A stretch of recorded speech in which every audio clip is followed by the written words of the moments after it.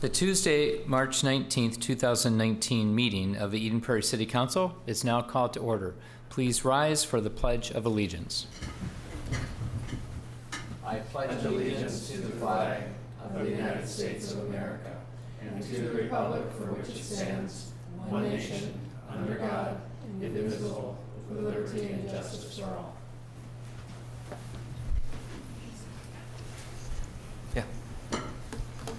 I'm going to make a brief announcement about our open podium invitation.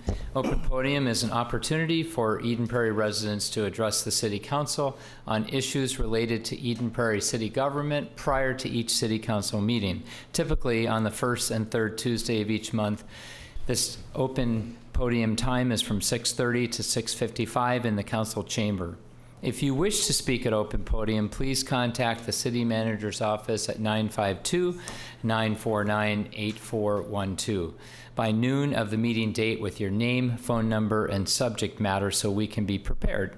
If time permits, after scheduled speakers are finished, the mayor will open the floor to unscheduled speakers. Open podium is not recorded or televised. If you have questions about open podium, please contact the City Manager's office. Mr. Getcho, we have a donation this evening. Do you want to go ahead and comment on that? I will let Mr. Lotthammer do that.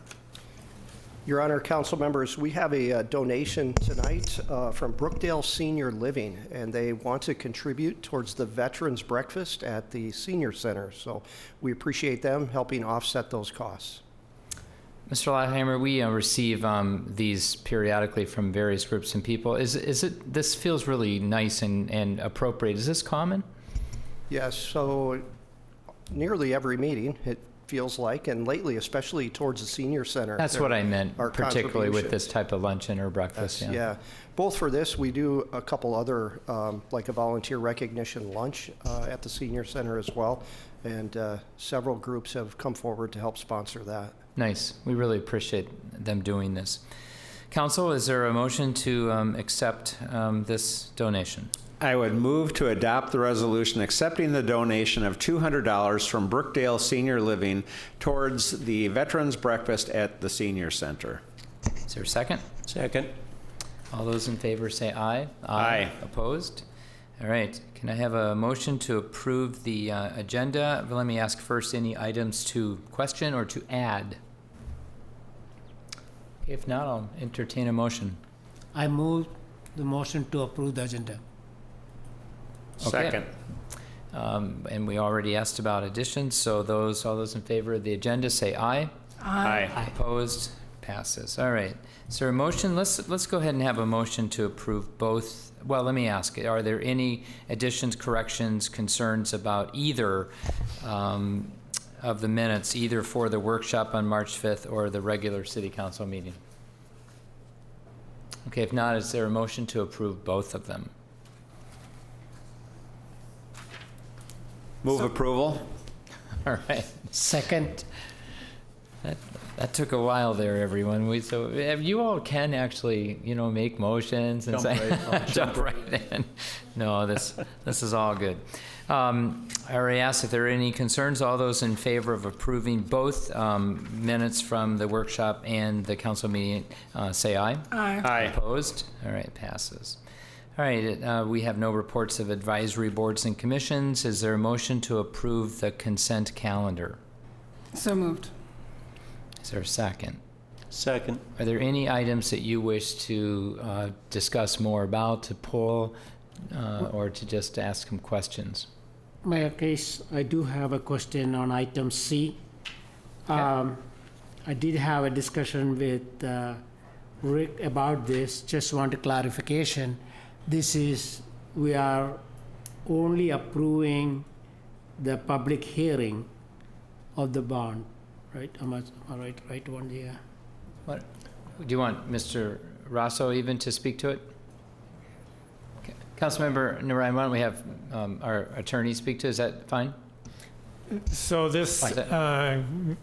Mayor, council member, this is allowing the council to set a public hearing, but it's a preliminary step in terms of preliminarily approving the bonds, because they need that action in order to apply to the various state agencies for bonding authority. So there's a pool of bonds that are available, pool of dollars available for bonds, and they need to get in queue to apply for those bonds.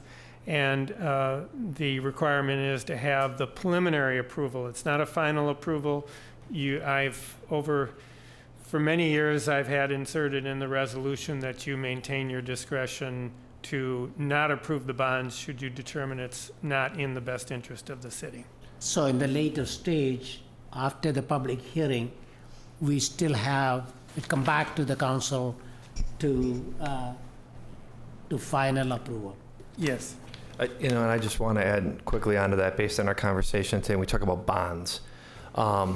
This is conduit financing. This is not this. It's not that the city's paying the debt on the bonds or liable for the bonds. So you may remember, as quite a few nodding council members, that we've done a few of these conduit financing projects using the city's a positive credit rating to allow other multifamily developments or affordable housing developments to take on their own debt, and we're a conduit for that. So this is another one of those projects. So I would expect also, Councilmember Narayan, that at that time, Edendale would come in and give a presentation on what their plans are to improve their property and what they're going to do, similar to what we've done at past public hearings and projects for approving conduit financing. Right, so we're just it's a pass-through. Yes.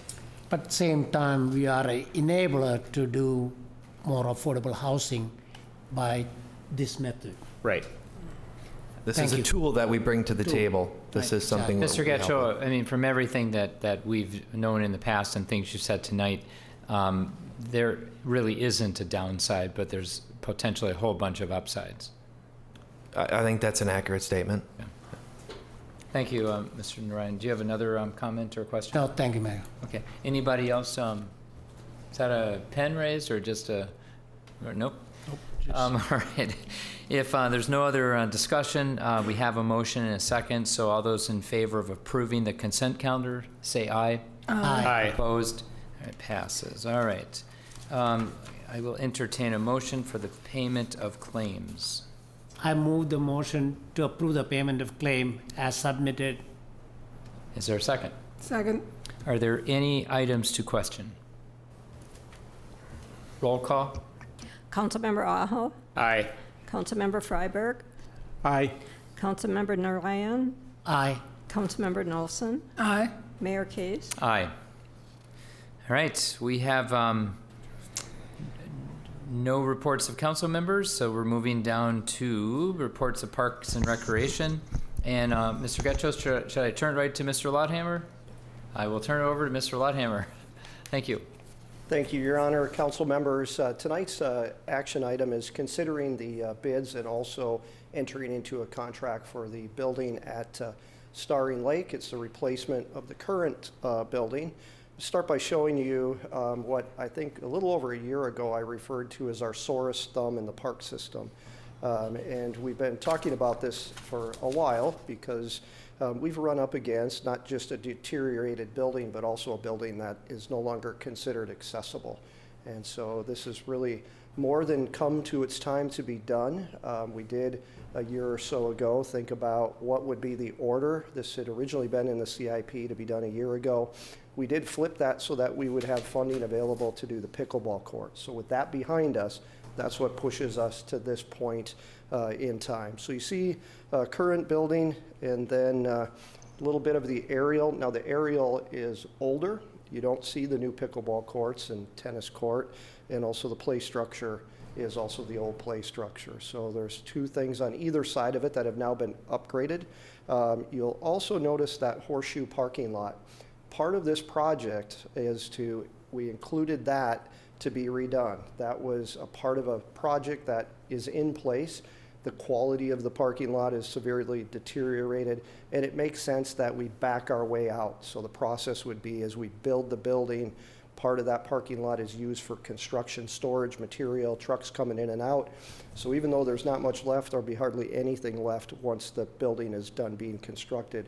So part of this contract has that as coming, backing their way out in a brand new reconfigured parking lot that also addresses stormwater quite a bit better than what we have now. And we planned that or prepared for that as we were doing the pickleball courts. We did have to add some more of the stormwater treatment ponds, so they'll be part of where some of the water for this does drain to.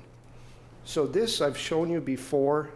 This is the artist rendition. Dan O'Brien, as many of you know, Dan is an architect that's designed many buildings in this community over a long period of time. We worked with Dan, and this is the conceptual artist's rendering of what it would look like. We started this process, though, with Dan and really trying to set out what are the needs and future needs of this facility. It's really unique. Right now, in the summertime, this is being visited by many more people than that park has ever seen before. It's almost unusual to go by there midday and not see a lot of people, and that's for a couple reasons. The play structure is really attracting a lot of families, and also the pickleball. And so to have an updated building that people can go into and use the restrooms, people can use the pavilion during the summertime, and then thinking about it as it's also a winter use as well, where a couple Saturdays ago there were over 500 people that were there just to go down the sledding hill alone. And so to have that support structure, there's no question that this would be a well-used building, and has. The building that we've had has served us well for a long time. So we really wanted to allow Mr. O'Brien to understand what some of those user groups were and what it would be used for. Also, we wanted to consider, where does this fit into the entire park system? We know that there are times, if you want to get a summer reservation with us, some people are there at 4 in the morning waiting in line to get that Homeward Hills on a certain date, Riley Barn on a certain date, the Cambria room at the community center. Some rooms at the senior center are busier and more booked than they've ever been. And so that need for a rental facility, which this, as you'll see, and I know you've already seen, has that capacity and capability. So I think not just used for drop-in and warming house and summer playground support, but also used by many of our residents to help them support some of their gatherings and our service groups and clubs for them to have a place to meet or do an event out of. We also looked at the parking lot condition and the overall site, and how could we put this together as a bigger bid package with one contractor to best get us the best prices that we possibly could. So we also worked with HTPO, who I know many of you are familiar with.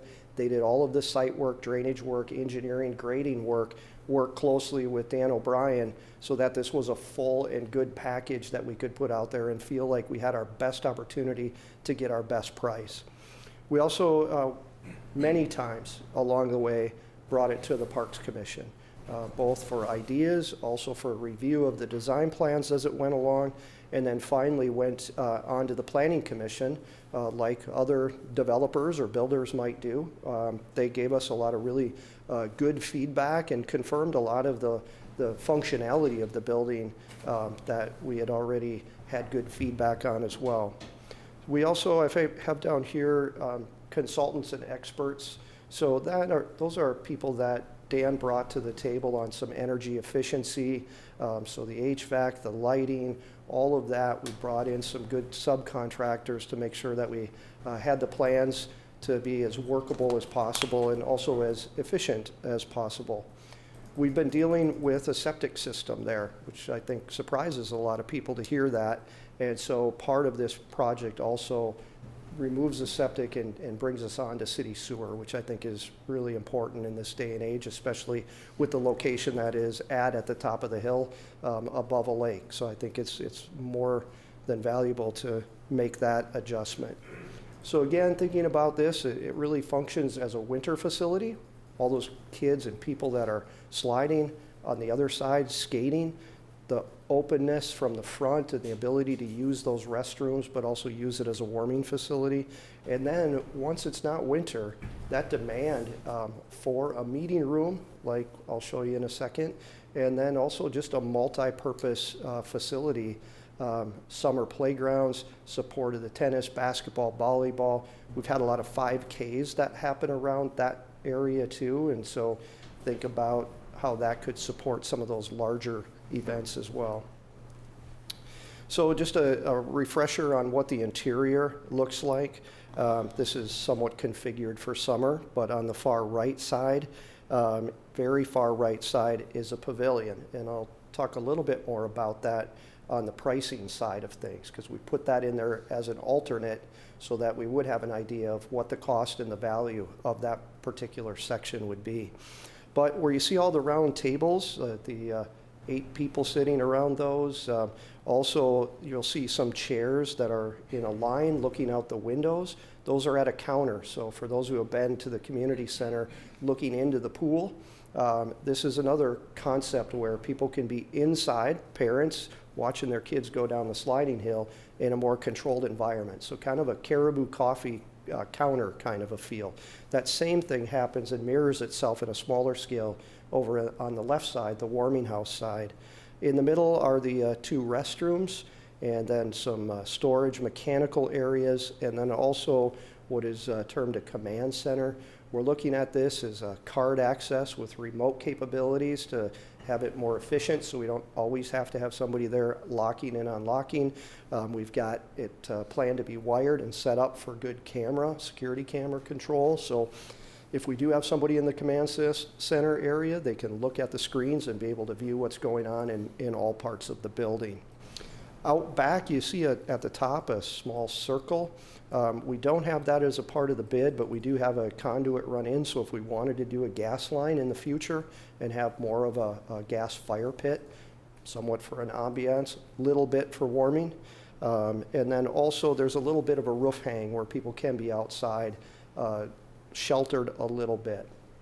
What we've noticed, though, that the previous building, both the shelter and the building have been very popular, and so that's why we added the shelter to the far right, but also looked at it as an alternate, which again I'll get to. Here is that larger room looking out at the lake. I think a spectacular view. If you're sitting at those counters and able to look down the sledding hill, it's going to be a really nice look at Starring Lake. So we did go out for bids. These are sealed bids. We bring them in and open them in public at the same time. We see 3 bids that are very close to each other. If you just look at it by the base bid, a 1.3, a 1.4, and a 1.5, a high bid of 1.8. And then when we look at the shelter, if we were to award to the lowest bidder, the shelter component would be $123,000. So I want to tell you just a little bit about how we evaluate these, because we bring back our experts from HTPO and then also Dan O'Brien from the architecture side, and we look at these prices to say, are we getting a good value? Are these reasonable prices? And we believe that that's the case. When you look at how uniform the 3 lower are, that's a good indication. When we look at what our estimates were for the different areas of work, both building, the site work, some of the utility work, that starts to make sense. And then when we consider the alternate of the shelter, these are prices that we don't believe, if we would just go out in the future and build the shelter next year, the year after, we don't think on an individual basis we would see prices this low. They would be much higher because it would be more of a standalone project. We'd be paying for mobilization. So to us, it makes sense to award that alternate, especially given the amount of use and value that it would have to the park users. Alternative number 2 is a storm sewer. That is a concept where we upsized. Some of it's the pipe, some of it's the discharge area. We're working with the watershed district, and we're fairly confident that they are going to contribute towards that amount. If there was no contribution from the watershed district, we would still recommend doing that project. or that part of the project. So the base bid comes in at $1,506,300. And I will tell you that of all the buildings I've built over the years, any of them that are somewhat similar in size to people's homes, they all have sticker shock. But you have to imagine having a driveway that big, having several hundred people every weekend visiting your home. Some of those items of strength of doors and hardware and everything is kind of upscaled in quality and price. Certainly we're not doing, when I talk about quality, I'm not talking about granite countertops or terrazzo floors, but these costs are usually, when people equate them to a residential home, are usually a little bit of a shock to people. But as we look back at what other projects are out there, where bids are coming in at, we feel that we wouldn't get better bids in the future. Would we have gotten better bids if we would have done this sooner? You're never sure about that, but we believe that these are reasonable bids, and our recommendation, along with architect and engineer staff, is that we would recommend going with Ebert Construction. And Ebert is a contractor that has been around for quite some time. Over the years, I've worked with them on several projects and have always had a really good experience. So we feel confident that they're a quality contractor. So funding sources, we actually, all of the first two items would come out of the Park Improvement Fund. So these are fees that are taken in through developers, and that comes into a fund. They don't come out of the general fund. It's not tax dollars in the sense that we're taxing individual residents, but it's from developers. And then we also received a grant from Hennepin County as part of the Hennepin County Youth Sports Program, $57,750. And we again anticipate the watershed contributing the $16,300 for the betterment to the storm sewer and drainage. So with that, happy to answer any questions. I didn't see your light, sorry. But no, I'll go, but you had your, you had your fingers up first, then we'll go to fingers or buttons. Thank you. Got one question. On the second bid, the one that ended up being the largest, why was it such a discrepancy in the, what was it, the storm? Storm sewer. Yeah, it's like yeah. over 100,000. I'm just So- curious, because it's huge compared to the others. Yeah, one of the, you don't know for sure. Okay. But this was a contractor that did receive or pick up their documents really close to the deadline. So whether they had examined them close enough, asked enough questions, with that discrepancy, it's clear they didn't read or calculate something right. We always check them all for math errors, but if they did their math right and got to that large number, that is what it is when we open it. We're not correct themselves. responsible for their miscalculation. Makes sense. Councilmember Thank Aho. Mr. Louthammer, have, in the past on other projects that we've undertaken, like the community center, we've looked for private partners to partner with the city and enhance the projects.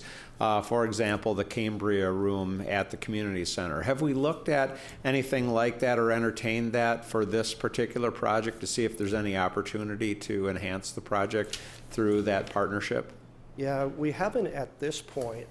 I do think that especially this larger room is going to be nice enough and popular enough where it has a little more capability of having some naming rights than maybe a typical, standard warming house that's just a brick block and, a small room to it. So I think those opportunities are there for that. So will you investigate that then? Sure.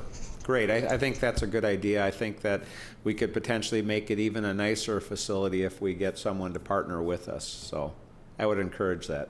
Absolutely. Other, Councilmember Narayan. Thank you, Mayor. So a couple of questions, follow up to Councilmember Aho's question. Partnering with the business, have we done that in the past? Naming rights and how did we done? So it is possible to do that again. if we need to.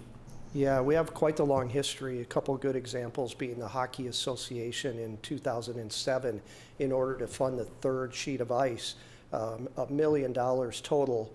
500,000 was direct cash from them, but another 500,000 came from entities having their name put on the sheets of ice, or if you walk into the gym, it's the Wells Fargo Gymnasium, or there's a Cubs Super Value rink. So all of those naming rights made up the other 500,000. Recently, with the Aquatic Center addition too, we worked with the Fox Jets, and so you'll see rooms or pools, the Davis room. There's also the Mark and Patricia Davis pool. There's the Sidney Gallagher pool. So quite a number of opportunities like that. Thank you. And Additionally, some is even as on a smaller scale, the pickleball courts too. $47,000 pledged from the Pickleball Association, and in order to help them sell that, we did add pavers with people's names on. So a couple different ways to do it. Some people want to have recognition. Some it's a direct large corporation that might just want to put their name on the building.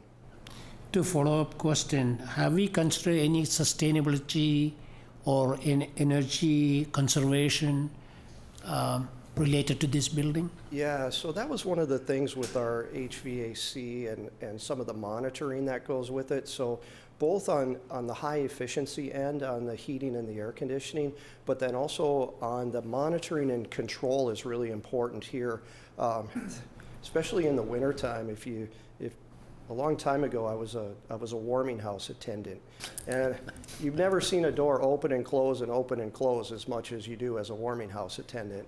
And so thinking about what that does in that area, and then you don't want that heat needs to come on a lot, but in another area where there might be a meeting going on that the doors aren't opening and closing, you want to be able to treat this almost as multiple buildings. So we've bumped up the level of a control system to be fairly sophisticated, and where we're placing monitors both for humidity control and also heating control is pretty sophisticated too for a building this size. But we wanted to do that because of the demand and the different demands for energy too. And then the whole stormwater piece in terms of the sort of that green piece of the project too. We have, during that building of the pickleball courts, set up that infiltration to be able to handle some of that increased stormwater, but this project would do a little more of that and have a little more direct drainage to that too. So in that list, I didn't hear LED lighting and a couple other things, maybe. You know, almost a given at this point. Okay. Yeah, LED lighting. The last question, how many people can sit in that large room? It Yeah, looks quite big, but in terms of capacity. So capacity with the round tables and kind of a banquet setup would be about 80 people. Oh, wow. So that's a nice size for those small wedding receptions, the family reunions, 25th wedding anniversary. I think, and we see a lot of that demand for Homeward Hills at the community center, at the senior center down below. We certainly don't have anything, and I don't know that we want to be in the niche of having that 200-person wedding reception, but having those family gatherings, and some people, when they have larger families, their house doesn't work for them, or they just want to be in a setting like this. So this fits a really good niche in the system. I also think as we get more pressure at certain times of the year at the senior center and the community center, it would allow us to move some of those programs and also some of the rentals into a facility like this. So also, are we going to have like AV system, sound system, so you could have a business event as well? Yeah, in the large meeting room, it will have the projector capability and also the screens and sound pieces to it. I think it's great. Thank you. You're welcome. Councilmember Nelson.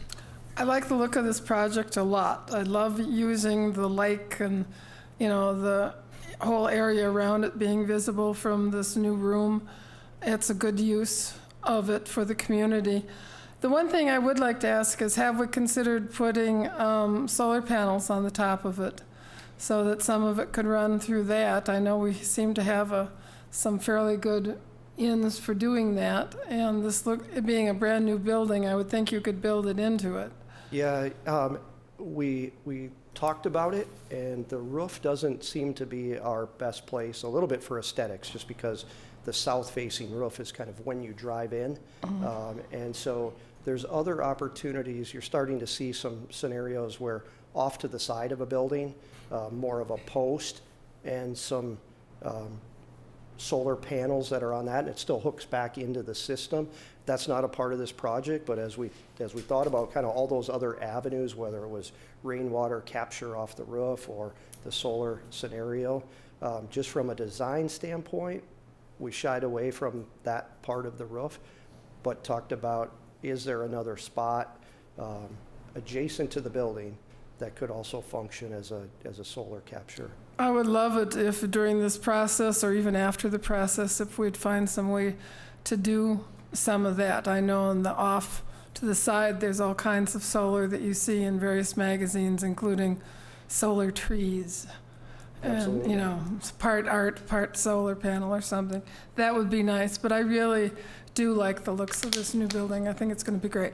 Good, thank you. You raise an interesting point. I'm just processing it right now. At first, my initial thought when you said that was, we can't do everything with every project, and we could actually drive a project into being not viable anymore because it's so expensive. On the other thought, though, I had immediately was, on some level, if we're really going to begin to make a dent in global climate change, by the way, I don't think we're quite here yet, but I'm just saying, the thought came to me that at some point every building, in theory, across this earth ought to be built to be somewhat self-sustainable. Now, we're not there yet, but I think we ought to begin to transition there. So I like the idea of, for now, keeping this compartmentalized and separate and getting this project done, which is already arguably fairly expensive, but I love the idea of maybe even retrofitting a lot of our buildings with off-to-the-side solar panels and investigating more and more that type of research, whatever's out there in terms of inventions for that. And I understand for a lot of it, it's the battery component piece, but I like your thinking there a lot. And I have a comment I just want to make on it, but anybody else want to add anything in or a question before I just make a couple comments? I just wanted to say that 1.5 million is a lot, and it's a lot even in the mix of a $40 million general fund annual budget, and it still is a lot in the mix of an $80 million total budget of all of our revenue and expenditures. But this isn't an afterthought. Those of us that have been on the council a while know that buildings just like this have been programmed for over a decade. And we have in the next decade, any of our residents, it's total transparency. You can look at our capital improvement plan and find where we plan to replace buildings. And why do we do this? Because at the end of the day, these expenditures really continue to ensure that we maintain this high quality of life. And that ensures that people will want to continue to move into Eden Prairie. And that ensures that our property values will remain high, and our primary, you've talked about our primary investments, our home, and that will continue to hold its value. So it's part of this whole mix of maintaining a quality city. We can't do it all, but I've said that all along. We can't do it all, but we have to do enough. And this, in the context of all the things we've been doing for decades and will continue to do, is a really nice project. So again, I'll echo all my council colleagues, kudos to staff, and then to the people that we've hired to design this. So I think it's a really great job. Any other final comments from anyone? I just want to ask one question. I'm guessing from previous conversations I had that the building will be lasting somewhere about projecting out 40 years or so. How close am I? Pretty close? Yeah, I believe so. That really does cut down that $1.5 million a lot. Now we're talking, break it down per year. With that kind of usage that we're talking 500 just the other day, and for such, that's what, 35,000 a year roughly, just ballpark. That's a good way to look at it. Sure, I like that. Thank you. Thank you. If there are no other comments, we still could have comments after the motion gets made and seconded, but would somebody please make a motion? I would move to accept the base bid and alternates 1 and 2 and authorize entering into a contract with Ebert Construction for the construction of Starring Lake Pavilion project. Is there a second? Second. Is there any additional discussion? Okay, all those in favor of this motion say aye. Aye. Opposed? Congratulations to you, but to all of us too, and to the people of Eden Prairie. I think this will be a definite plus and an amenity that joins the rest of our amazing park system. One last question. When will we start construction? The contractor was calling last week to see if, when they could start, so they're anxious to get going. We do have to go through the permitting process as far as getting them a building permit. So demo, some of that also is related to road restrictions, so when they come off, they'll be in a position to be able to move the necessary equipment. So it could be as early as the end of April where we would see some work that's happening there, likely more into May. We do have a schedule that they need to meet, which gets substantial completion done towards early fall with final towards that November. So we want to shoot to be in for the snow season at least, if not sooner. Great. Looks exciting. Thank you. Mr. Getchell, is there anything else to come before the council this evening? Mayor, there is not. I will then entertain a motion to adjourn. So moved. Is there a second? Any discussion on that one? All those in favor say aye. Aye. Opposed? This meeting is adjourned.